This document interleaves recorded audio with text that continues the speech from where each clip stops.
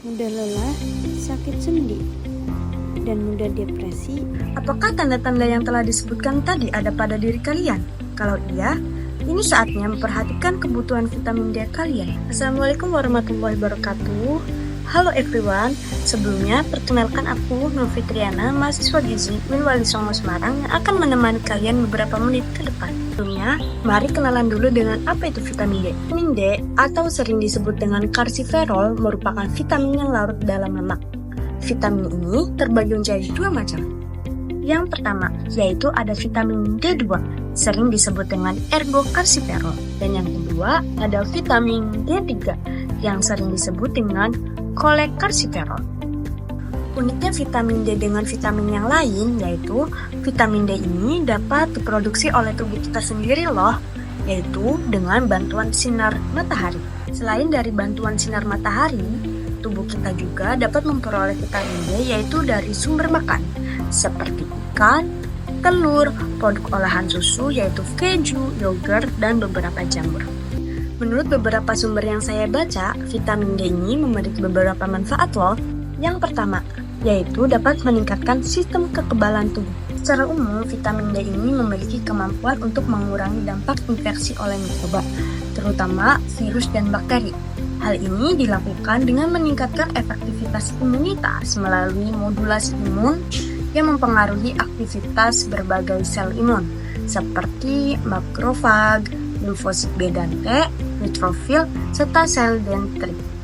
Dengan cara ini, kekebalan tubuh dapat meningkat dan menghasilkan sitokin proinflamasi dan antiinflamasi yang membantu mengatur keseimbangan respon imun untuk melawan infeksi tanpa menimbulkan reaksi yang berlebihan.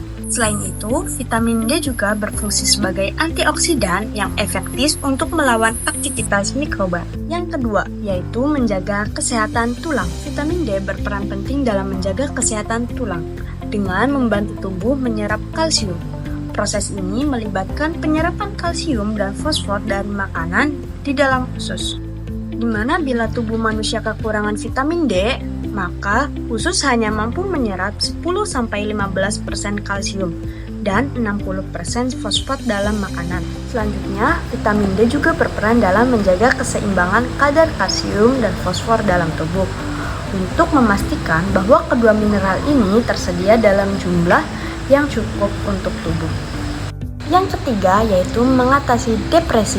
Kondisi depresi seperti seasonal affective disorder yang terjadi di musim dingin berkaitan dengan rendahnya kadar vitamin D di dalam tubuh. Pada otak, reseptor vitamin D terletak di bagian yang sama dengan area yang berperan dalam memicu efek depresi. Sehingga vitamin D ini memungkinkan memiliki efek antidepresan yang berpengaruh terhadap otak. Vitamin D dapat mempengaruhi kadar hormon monoamin seperti serotin dan dopamin yang diperlukan oleh otak untuk menjaga keseimbangan suasana hati.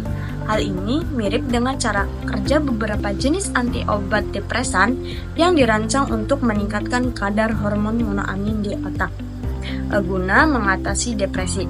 Meskipun gangguan kesehatan mental seperti depresi disebabkan oleh berbagai hal, asupan vitamin D tetap dibutuhkan untuk memperbaiki fungsi. Apa aja sih penyebab kekurangan vitamin D? Penyebab utama kekurangan vitamin D yaitu dapat berasal dari kurangnya asupan nutrisi yang mengandung vitamin D.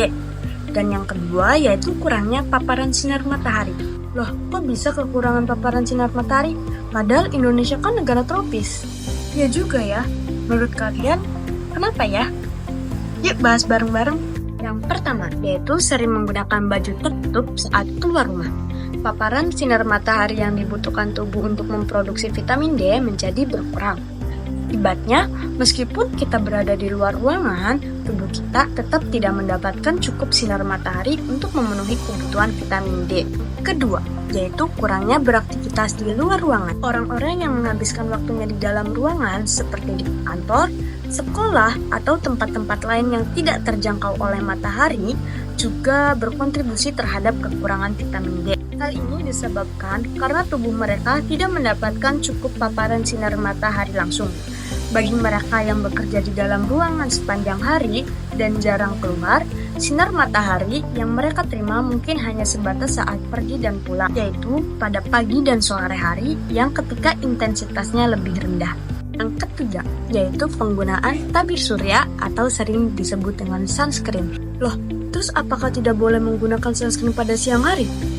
Yuk bahas bareng-bareng. Penggunaan sunscreen memang penting untuk melindungi kulit dari resiko kerusakan akibat sinar UV yang bisa menyebabkan penuaan dini, bahkan menyebabkan kanker kulit. Namun, penggunaan sunscreen dengan SPF yang tinggi, dengan intensitas yang sering dan pemakaian yang tebal dapat menghambat sinar UVB yang diperlukan tubuh untuk memproduksi vitamin D terhalang. Sehingga gunakan sunscreen dengan SPF yang sesuai dan aplikasikan yang tidak berlebihan.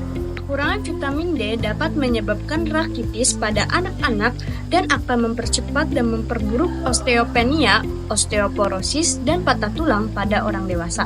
Kekurangan vitamin D juga telah dikaitkan dengan peningkatan resiko kanker, penyakit autoimun, dan hipertensi.